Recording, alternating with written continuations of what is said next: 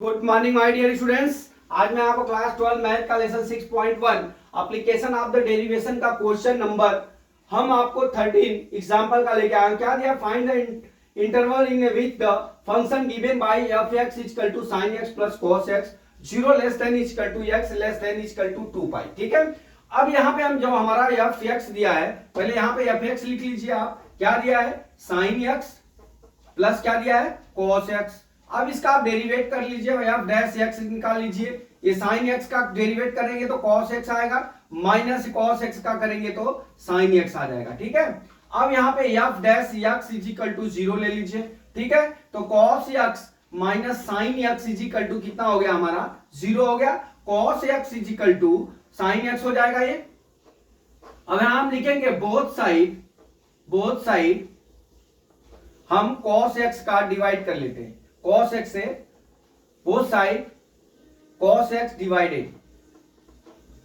ठीक है, तो यहां क्या हो जाएगा? cos x divided by cos x। आप sin x भी लेके कर सकते हैं, बराबर sin x अपान क्या हो जाएगा? cos x हो जाएगा। 1 इजी के कट जाएगा, 1 इजी कल टू हमारा tan x आ जाएगा। ठीक है, अब ये पोजीशन पे देखिए हमारा जो होता है ये ग्राफ है, ये ग्राफ है। इसमें हमारा क्या होगा? ये हमारा 2 पाई होगा, ये पाई हो गया। ठीक है, ये पाई बाई 2 हो गया, ये 3 पाई बाई 2 हो गया। ठीक है, अब यहां पे सब वैल्यू प्लस होती है। ठीक है, 10 की, और यहां पे भी वैल्यू सबकी प्लस होगी। किसकी? 10 का। तो यहां पे कितना हो जाएगा? ये कितना हो जाएगा? 10 पाई की वैल्यू कितनी हो जाएगी? हमारा 10 x की वैल्यू कितनी हो जाएगी? x बराबर कितना हो जाएगा? 5 पाई बाई 4 हो जाएगा। ये कितना हो जाएगा? 5 पाई बाई 4 हो जाएगा। वो कैसे हो जाएगा? देखिए यहां से जो ये पाई प्लस कितना हो जाएगा? पाई बाई 4 हो जाएगा। ठीक है, पाई यहां से यहां से वैल्यू पाई बाई 4 होता है इसका 45 डिग्री का, तो ये कितना हो जाएगा? 5 पाई बाई 4 हो जाएगा। ठीक है, ये समझ में आ गया? आप इतनी वैल्यू हो गई, कितनी हो गई? x पाई बाई 4 और 5 पाई बाई 4 हो गई। ठीक है, इतना समझ में आया? यहाँ पे 10x की वैल्यू किस पे होगी? पहले खाने में, पहले चतुर्थांश में और तीसरे चतुर्थांश में प्लस होगी, अर्थात हमारा पाई बाई 4 हो जाएगा, 45 डिग्री हो जाएगा। और यहाँ पे कितना हो जाएगा? 5 पाई बाई 4, अर्थात यहाँ पे कितना हो जाएगा? देखिए 5 इंटू 180 डिवाइड बाई कितना हो गया? 4 हो गया। 4 4 जा कितना हो गया? 16 और 5 हो गया, 5 5 जा और 5 4 जा 22, मतलब इतने 225 डिग्री का और 45 डिग्री का 10x की वैल्यू 1 होगी। ठीक है, ये इतना समझ में आ गया।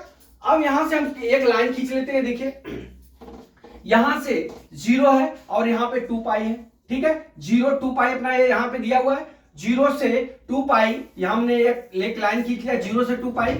अब उसके बीच में हमारा क्या हो गया? एक तो पाई बाई 4 हो गया और एक 5 बाई 4 हो गया। ठीक है, ये 10 की वैल्यू हो गई 1 आया, इसलिए उसकी वैल्यू 45 डिग्री और 225 डिग्री, मतलब 225 डिग्री बराबर। अब इन दोनों के बीच में हम अब यहां से इंक्रीजिंग और डिक्रीजिंग ज्ञात करेंगे। ठीक है, तो सबसे पहले हम क्या करते हैं? 0 से पाई बाई 4 के बीच में हम क्या करते हैं? ज्ञात कर लेते हैं। ठीक है, तो यहां लिखते हैं व्हेन अब हमारा क्या है? हमने क्या निकाला है? f डैश x बराबर cos x माइनस क्या दिया है? sin x दिया है। ठीक है, इज इक्वल टू 0 दिया था। अब यहां पे f(x) की वैल्यू ज्ञात कर लेते हैं हम। देख लीजिए f(x) की वैल्यू, अब यहां पे देख लीजिए, अब यहां पे हमारा क्या है? हम जब cos यहां से 0 से पाई बाई 2 रखते हैं तो यहां लिखते हैं when x is equal to, हम कितना ले लेते हैं? पाई बाई 6 ले लेते हैं, अर्थात हम कितना 30 डिग्री ले लेते हैं। ठीक है, तो यहां लिखेंगे f डैश x बराबर कितना हो जाएगा?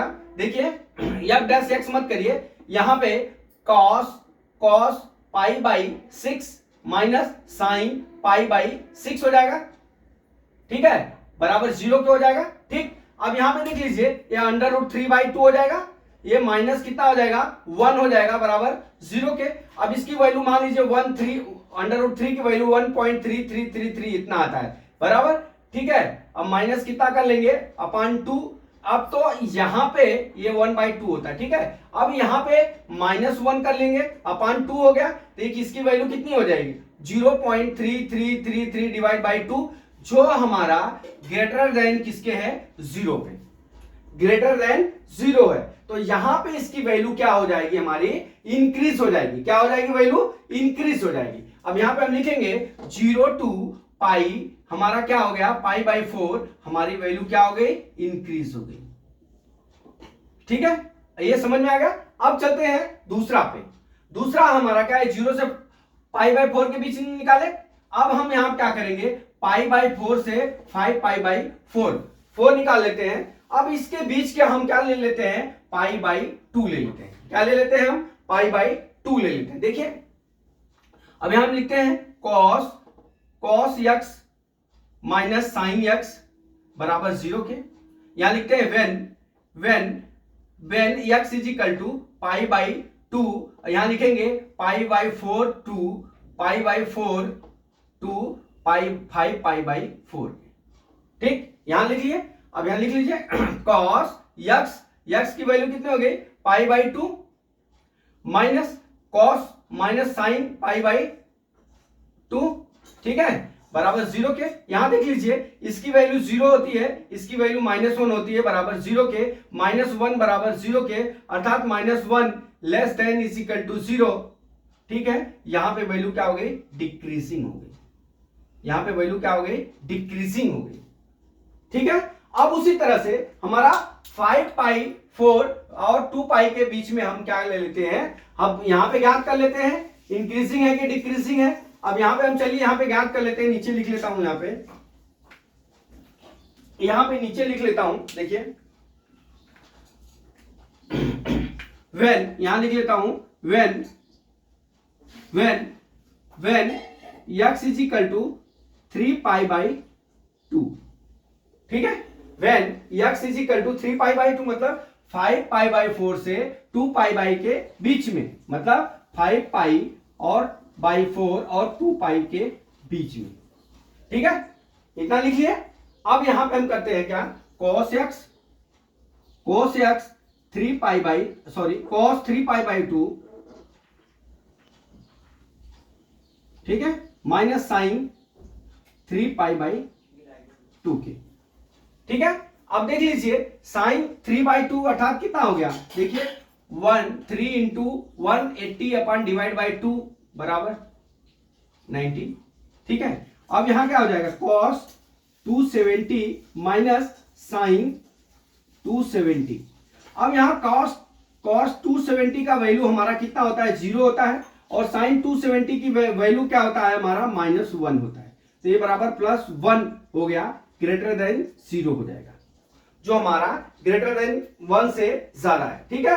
तो यहां पे क्या हो गया हमारा वैल्यू इंक्रीजिंग वैल्यू होगी, क्या हो गई इंक्रीजिंग वैल्यू होगी, अर्थात 5 पाई 4 और 2 पाई के बीच में हमारा वैल्यू क्या होगा इंक्रीजिंग होगा, ठीक है। अब यहां पे देख लीजिए यहां पे क्या हो गया, ये 0 पाई बाई 4 पे क्या हो गया हमारा वैल्यू इंक्रीजिंग हो गया, क्या हो गया यहां लिख लीजिए इंक्रीजिंग हो गया, यहां डिक्रीजिंग हो गया, यहां क्या हो गया हमारा इंक्रीजिंग हो गया, ठीक है। इतना करने के बाद आपको एक टेबल बनाना है, यहां पे लिखेंगे इंटरवल और sign of F dash X और नेचुरल ऑफ फंक्शन, ठीक है। अब लिखेंगे क्या 0 और पाई के बीच में हमारा क्या हुआ था ग्रेटर देन 0, यहां पे वैल्यू इंक्रीज लिख लेंगे, और फिर 5 पाई बाई 4 और 5 पाई बाई 4 के बीच में हमारा क्या हुआ था लेस देन 0 हुआ था, तो यहां वैल्यू क्या हो जा रही थी डिक्रीजिंग वैल्यू हो जा रही थी। अब यहां पे क्या है 5 पाई 4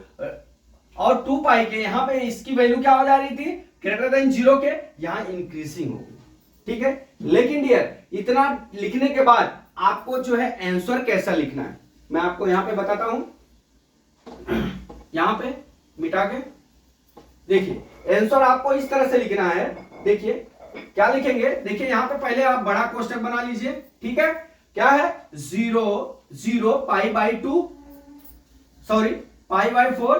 अब यहां पे छोटा कोष्टक लगाएंगे, ठीक है।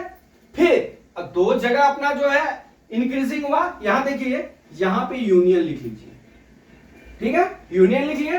फिर यहाँ पे छोटा कोष्टक दे दीजिए, इसको कर्वल बोलते हैं, ठीक है। फिर इसके बाद आप लिखोगे क्या, 5 पाई बाई 4 और क्या लिखेंगे 2 पाई, और यहाँ पे बड़ा कोष्टक। यहां पे क्या हो गया, यहां लिखेंगे एफ एक्स इज, इसका F dash x is increasing value. इसका मतलब ये हुआ कि ऐसे लिख देंगे आप तो एग्जामिनर को ये मालूम पड़ जाएगा कि ये दोनों वैल्यू इंक्रीजिंग वैल्यू है। और फिर क्या लिखेंगे आप, जब हम लिखेंगे पाई बाई 4 और क्या लिखेंगे 5 पाई बाई 4, यहां पे कोष्टक ये वाला लिखेंगे जो छोटा कोष्टक होता है, तो यहां पे क्या हो जाएगा, F dash x is decreasing value, decreasing value होगा। यही अपना आंसर हो गया। तो माय डियर स्टूडेंट्स, मैं समझता हूं कि हमने आपको जो न्यूमेरिकल समझाया वो समझ में आ गया होगा।